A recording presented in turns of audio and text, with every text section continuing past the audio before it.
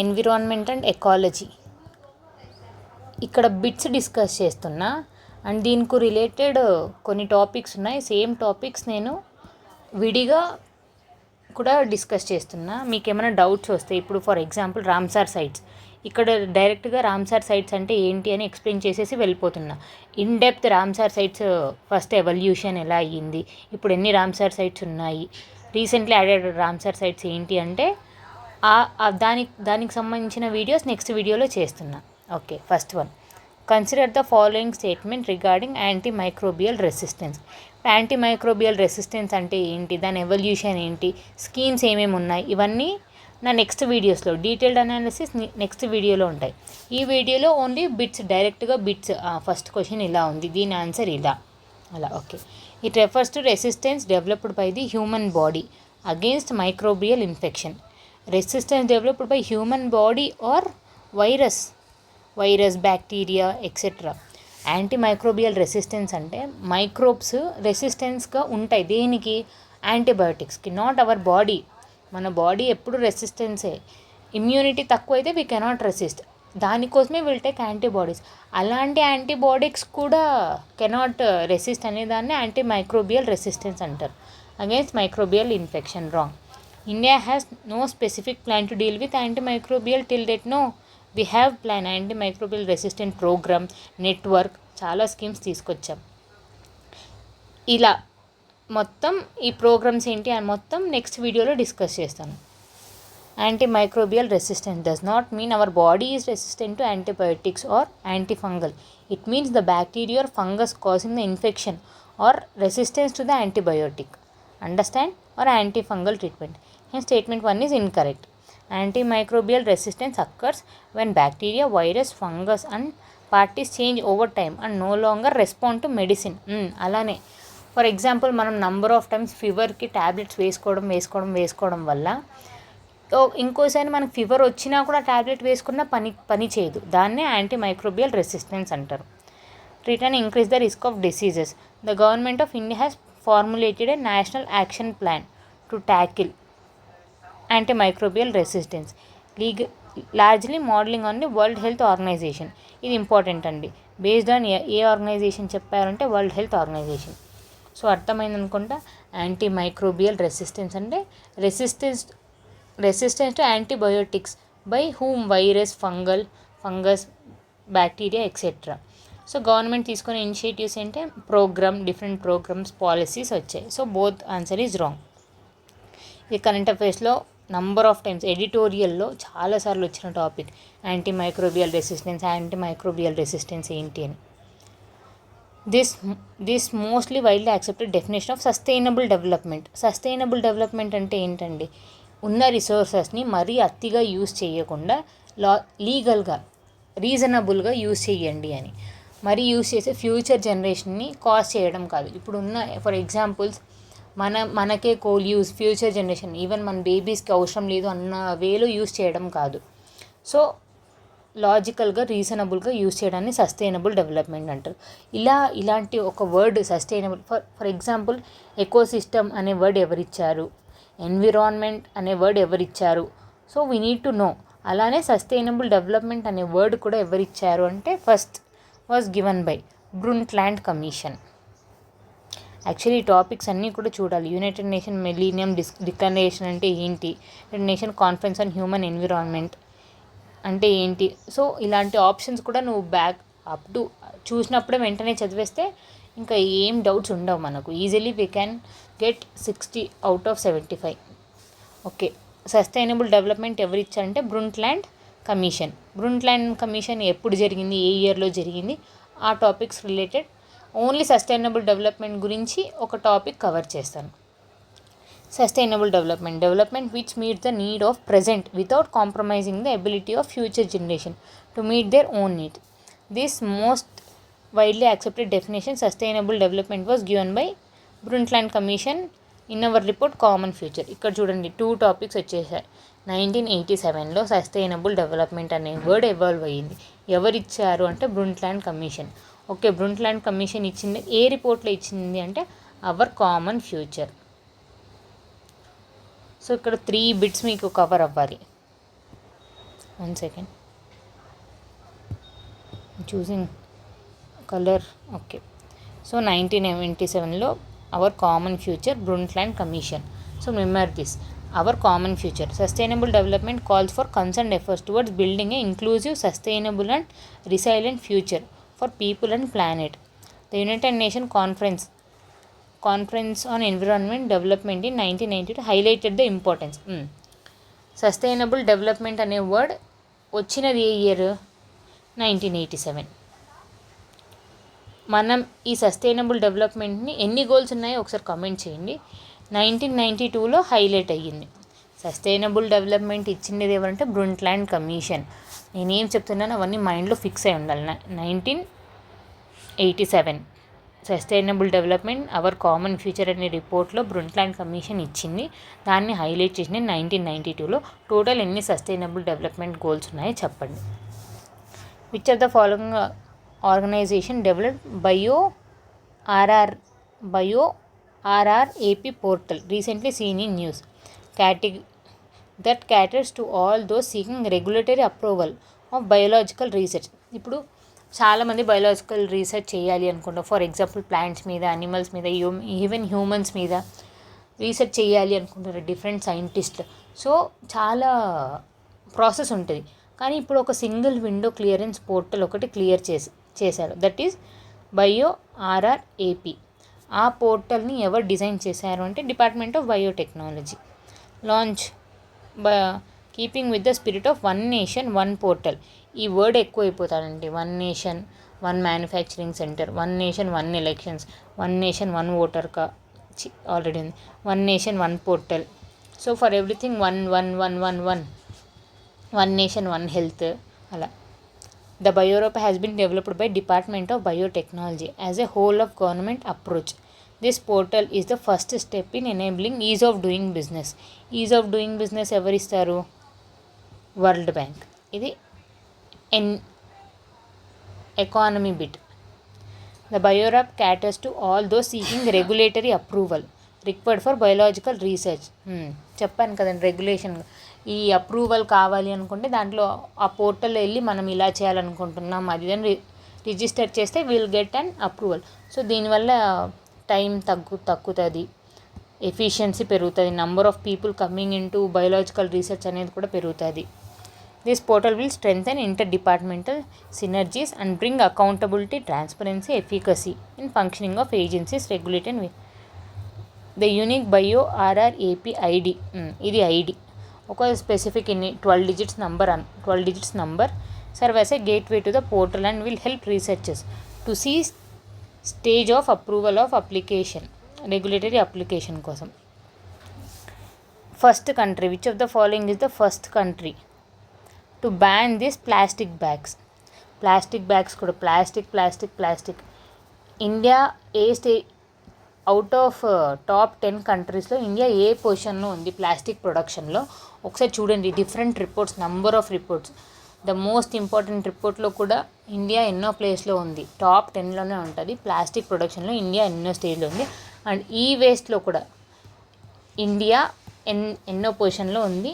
ఒకసారి చూసి కమెంట్ చేయండి. అండ్ నేను ఈ ప్లాస్టిక్ రిలేటెడ్ వీడియో కూడా నెక్స్ట్ వీడియోలో చేస్తాను. First country to ban thin plastic. So ఇక్కడ మీరు గుర్తు పెట్టుకోవాల్సినది ప్లాస్టిక్ ఫస్ట్ బ్యాన్ చేసిన కంట్రీ ఎవరు, థిన్ ప్లాస్టిక్ బ్యాన్ చేసిన కంట్రీ ఎవరు, ఇండియాలో ఎన్ని మైక్రాన్స్ కంటే ప్లాస్టిక్ బ్యాన్ చేశారు? మన ఇండియాలో 100 మైక్రాన్స్ కంటే తక్కువ ఉన్న ప్లాస్టిక్ని కంప్లీట్గా బ్యాన్ చేశారు. దాన్ని సింగిల్ యూస్ ప్లాస్టిక్ అని అంటారు. సో దీని answer Bangladesh. Bangladesh has become the first country to ban thin plastic bags in 2022. New Zealand complete plastic ban. New Zealand complete plastic. Ade Bangladesh only thin plastic ban. China issue a ban on plastic bags with phased implementation. Phased ante first stage lo same manalage andi. First ఒకేసారి 200 microns ban చేయండి, second స్టేజ్లో 100 microns ban చేయండి, third స్టేజ్లో 50 microns ban చేయండి. అలా 8 states in US have banned single use plastic beginning with California. Extended producer responsibility ఏంటి? Extended producer, ఎవరైతే produce చేసినారో వాళ్ళకే రెస్పాన్సిబిలిటీ ఇస్తున్నాం. దేని గురించి? ఈ waste plastic packing, batteries, waste tyres. So ఇవన్నీ ఎవరైతే ప్రొడ్యూస్ చేసినారో అది మీ రెస్పాన్సిబిలిటీ. ఫర్ ఎగ్జాంపుల్ మీరు డెల్ కంపెనీ సంథింగ్ అమెజాన్లో ఆర్డర్ చేశారు, but you can resell them or you can వీళ్ళే ట్రేస్ చేయాలి ఎక్కడెక్కడ ఉంది, ఏం జరుగుతుంది దాన్ని తర్వాత తీసుకోవడానికి.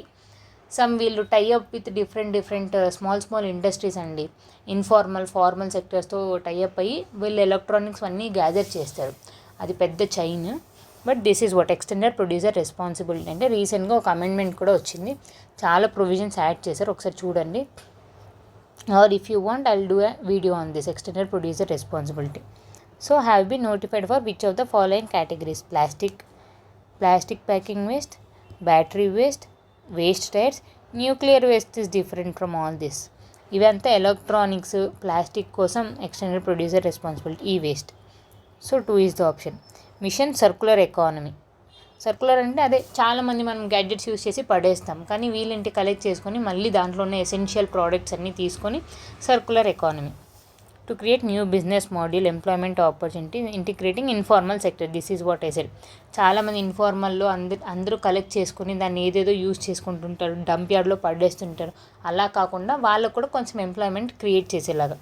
It will result it moving away from mindless consumption to mindful utilisation and will help achieve the vision of mission life అంటే ఏంటో కమెంట్ చేయండి. Lifestyle for what? Efforts. Mission circular economy is emphasized through a plastic waste management rules or e-waste management rules, construction, demolition waste, recycling policy, all plastic waste, e-waste అన్నీ. Extended 4 categories నేను చెప్పాను కదండి, plastic, battery, e waste, waste tyres, అంతే. Disease X often seen in news. సో ఇప్పుడు మీకు అర్థం అవ్వాల్సింది ఏంటి అంటే కరెంట్ అఫైర్స్లో ఉన్నవి చాలా అడుగుతున్నారు. Disease X often seen in news is caused by a hypothetical pathogen or threat that may cause a major pandemic in future. Already pandemic అంటే అందరికీ అర్థమై ఉంటుంది. పాండమిక్, ఎండమిక్ ఇవన్నీ important topics of environment. Pandemic అంటే which has effect, చాలా large పీపుల్ని effect చేసేదాన్ని pandemic అంటారు. ఫర్ ఎగ్జాంపుల్ కోవిడ్-19 చూశారు కదండి, లాక్డౌన్స్, నో మూమెంట్ ఉండదు, ఎసెన్షియల్ నీడ్స్కి కూడా మనం బయటికి వెళ్ళలేము, ఫుల్ హాస్పిటల్స్ అన్నీ అయి ఉంటాయి, వ్యాక్సిన్స్ అప్పుడు ఇంకా తయారై ఉండదు, దాన్ని పాండమిక్ అంటారు. డిసీజ్ ఎక్స్ అంటే చూడండి, X some killing number X, hypothetical pathogen. So ఇలాంటి డిసీజ్ ఎక్స్ ఫ్యూచర్లో ఏవైనా రావచ్చు, ఏ డిసీజ్ మనకు చెప్పి రాదు కదా. ఫర్ ఎగ్జాంపుల్ కోవిడ్-19. So World Health Organization is urging its member nation to sign pandemic treaty to strengthen global preparedness to future health crisis. ఇలా ఫ్యూచర్లో ఏమన్నా క్రైసిస్ వచ్చినప్పుడు అన్ని కంట్రీస్ ఒకేసారి కొలాబరేట్ అయితే ఫాస్ట్గా ఉంటుంది. అంత పాండమిక్ అంత పెద్ద ఇష్యూలాగా అవ్వదు. ఇంత లాక్డౌన్ అయ్యి ఫుల్ ఎకానమీ షట్ డౌన్ అయిపోయి అంతా షట్ డౌన్ అవ్వాల్సిన అవసరం లేకుండా ఉండాలి అంటే మనం ఫ్యూచర్ గురించి ముందే ప్రిడిక్ట్ చేసి ఇప్పుడే ప్లాన్ చేసుకొని ఉండాలి అని. Disease X it is hypothetical pathogen or threat that may cause major pandemic in future. It could be a new agent, a virus, a bacterium or fungus without any known treatment. Any of the 25 families of వైరస్లో ఏదన్నా ఉండొచ్చు అని. Updates blueprint తీసుకుని maybe ఇది దీనివల్ల ఫ్యూచర్లో మనకి ఏమైనా కాజ్ రావచ్చేమో అని మొత్తం బ్లూ ప్రింట్ తీసుకొని ఉంటారు. Could be 20 times more deadly than Covid. So వీళ్ళంతా ఇప్పుడు ప్రిపేర్ చేస్తున్నారు, గ్లోబల్ ఎక్స్పర్ట్స్, వరల్డ్ హెల్త్ ఆర్గనైజేషన్లో అంతా గ్లోబల్ ఎక్స్పర్ట్స్ కూర్చొని ఫ్యూచర్లో ఈ డిసీజెస్ వల్ల మనకి ఏమన్నా రావచ్చు అది ఇదని చేస్తున్నారు. It is an illness which is currently unknown but could pose a serious microbial threat to human and future. Disease X. One nation one registration platform launched by, ఇందాకే చెప్పాను కదండి, వన్ నేషన్ వన్ రిజిస్ట్రేషన్. అది చూడండి ఇదేంటి బయోలాజికల్గా research ఎవరన్నా చేయాలనుకుంటే ఈ పోర్టల్లో వెళ్ళి రిజిస్టర్ అవ్వచ్చు. ఇది వన్ రిజిస్ట్రేషన్ ప్లాట్ఫామ్. ఎవరు రిజిస్టర్ అవ్వాలనుకున్నా మెడికల్ కమిషన్, మాది డాక్టర్స్కి మెడిసిన్ మేము ఇక్కడ ప్రాక్టీస్ చేస్తున్నాం, అక్కడ ప్రాక్టీస్ చేస్తున్నాం, అది కావాలి. ఫిజిషియన్స్ ఎక్కడెక్కడ ఉన్నారో మనం తెలియడానికి easy information. So national medical commission is launching one nation one registration platform for doctors for medical register. The platform aims to streamline process, eliminate duplication and provide public access to information on all physicians.